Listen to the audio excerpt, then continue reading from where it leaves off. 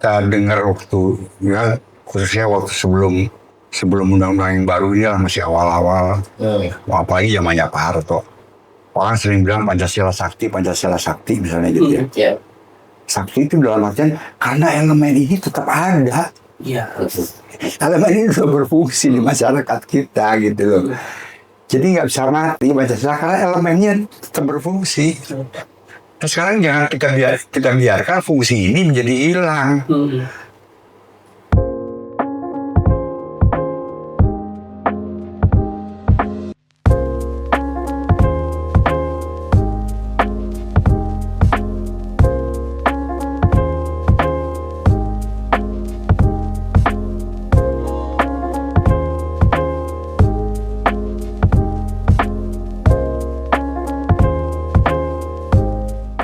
Baik Pak, dari apa yang Bapak paparkan ini kami rasa menjawab keresahan publik akhir-akhir ini. Jadi ada tuntutan yang keras dari publik karena kekecewaan terhadap anggota DPR itu membubarkan DPR. Ya kita secara instrumennya sudah lengkap, sudah ada.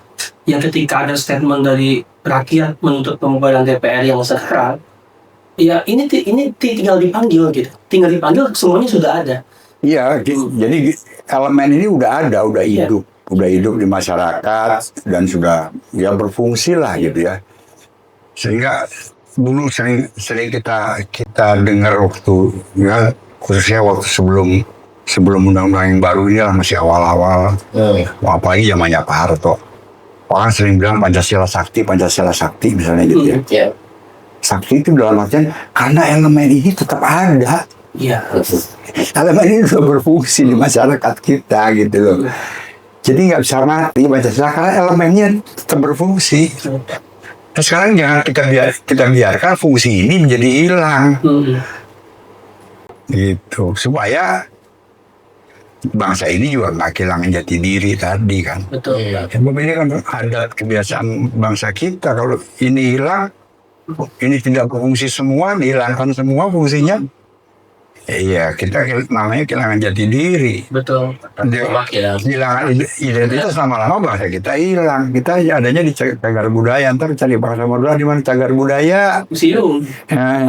Masa Sunda cagar budaya. Nah, itu kok masih cagar budaya. Kalau museum, tinggal peninggalan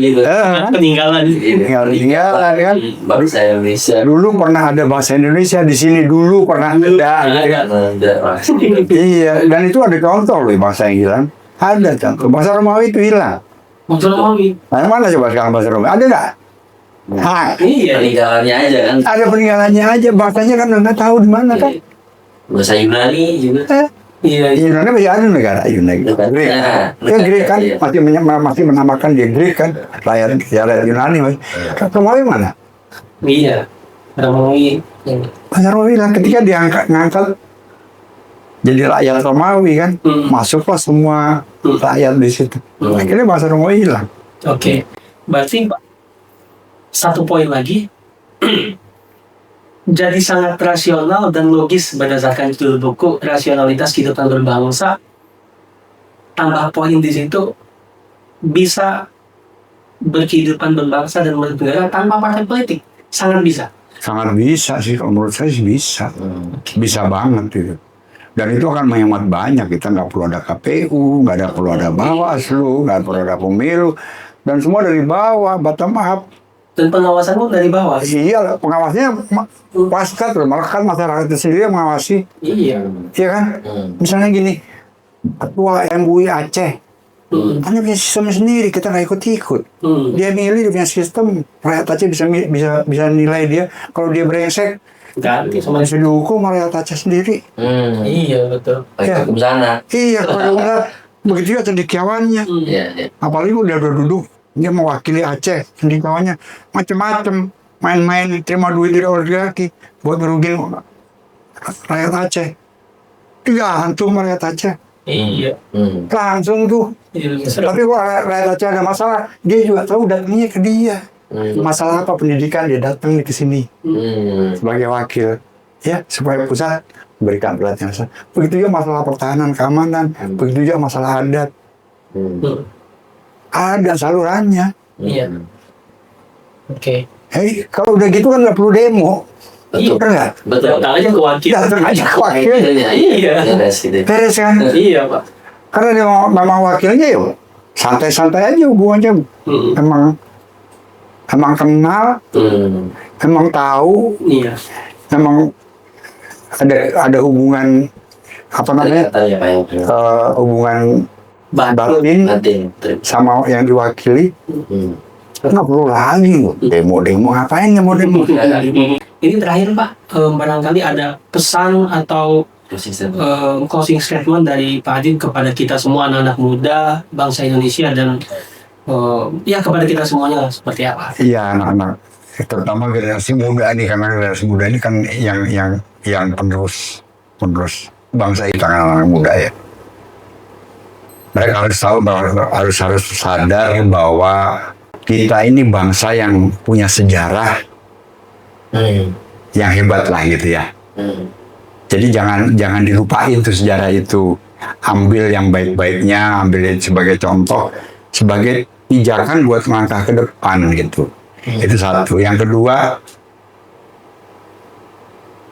jangan lupa soal kewajiban. Jangan melupakan hak, soal kewajiban dah di depan ya. Kalau Anda masih pelajar, kewajiban Anda terutama adalah belajar. Kewajiban lain adalah menghormati orang tua. Kewajiban yang paling penting, jangan lupa sama Sang Pencipta, apapun agamamu. Ya kan? Itu kewajiban. Kewajiban pada tetangga juga, kewajiban pada alam. Jangan mengedepankan hak lah. Kewajiban dulu. Jalankan kewajiban.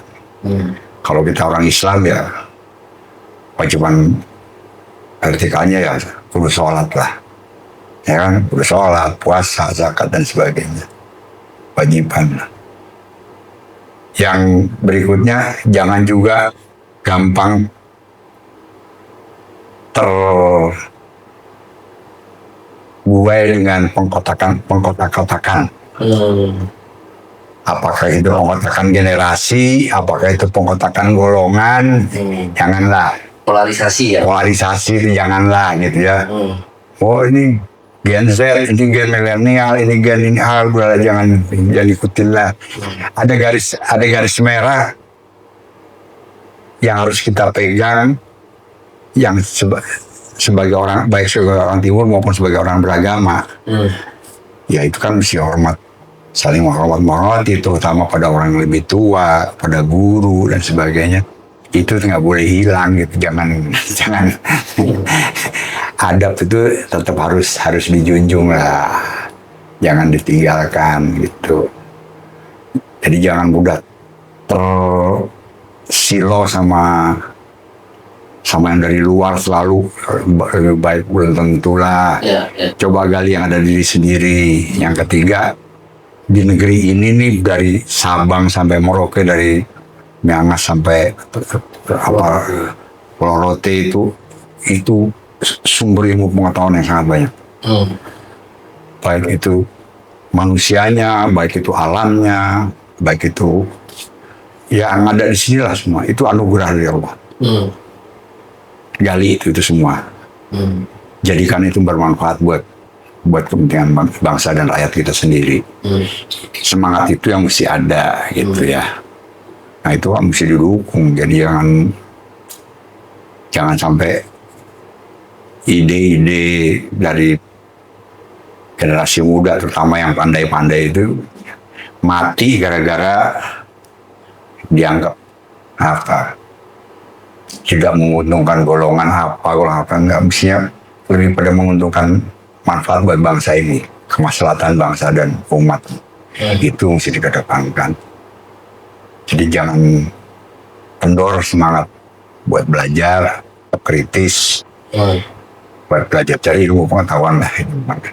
Saya yakin anak-anak kita nih nggak bodoh lah, orang Indonesia banyak pandai-pandai lah gitu. Ya di tangan anak-anak muda lah. Pemerintah besar ya Pak ya?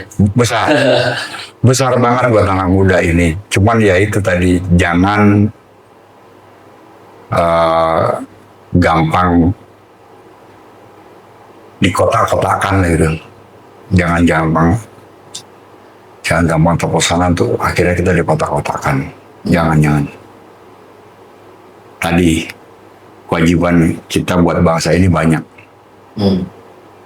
Kalau kita mau jadi bangsa yang kuat, ya harus merdeka, harus berdaulat. Intinya ke situ. Kita sama-sama anak-anak muda terutama harus punya kesadaran untuk berdaulat dan menjadi tuan di negerinya sendiri.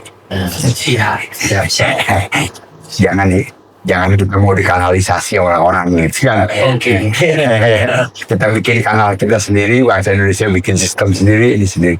Ya saya yakin bisa lah kalau sama-sama mau tadi dengan niat luhur tadi ya. Gitu.